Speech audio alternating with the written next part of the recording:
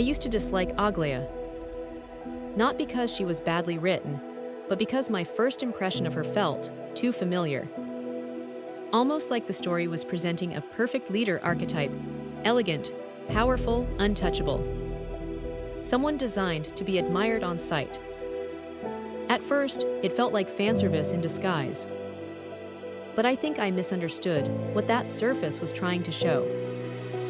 Over time, my opinion shifted completely. Not in a sudden moment, but gradually, as I paid more attention to how she actually operates within the story.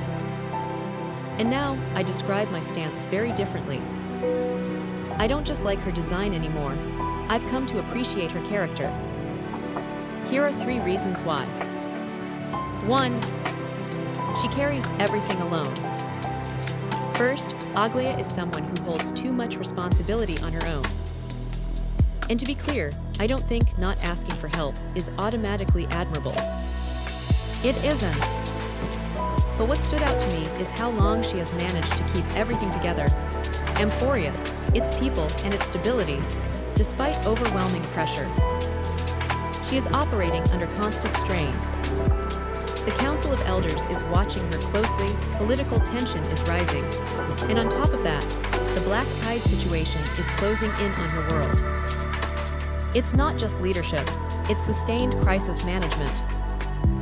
And what makes it worse is that even the people she is protecting begin to turn against her. Not because she failed them, but because she succeeded in carrying too much for too long.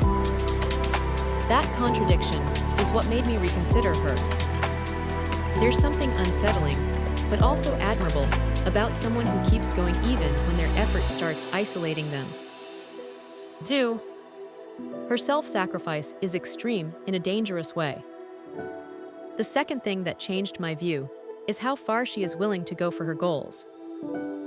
There is a particular moment in the Amphoreus storyline where Aglaea's actions can be interpreted as turning against us. And I know many players reacted strongly to that scene. Some saw it as inconsistency. Others saw it as hostility. Personally, I struggled with it too at first. But looking at it from another angle, especially considering how the narrative frames intention versus outcome, it starts to look less like malice and more like calculated sacrifice. Even if she takes actions that appear harsh or even unforgiving, the intent seems rooted in protecting something larger than herself.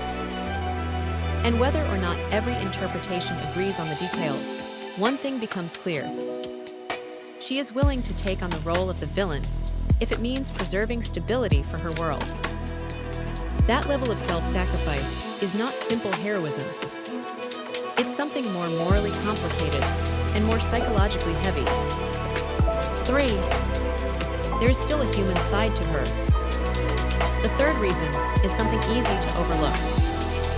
Despite everything she carries, Aglaea isn't purely distant or cold. There are moments in her past portrayal, before the weight of everything fully settles on her, where she feels more approachable. Even lighthearted at times. She can be surprisingly conversational, even warm in tone, in ways you wouldn't expect from her current reputation. And that contrast matters, because it suggests she wasn't always defined by burden. There is a version of her that was more open, more expressive, maybe even playful in subtle ways. And hearing that side of her makes the present version feel heavier, not less human. Conclusion. So in the end, my opinion didn't just flip from dislike to like. It became more complicated than that. What I initially read as fanservice archetype design turned out to be a character shaped by pressure, responsibility, and sacrifice. Someone who slowly loses simplicity the more she tries to hold everything together. You might not agree with my interpretation, and that's completely fine.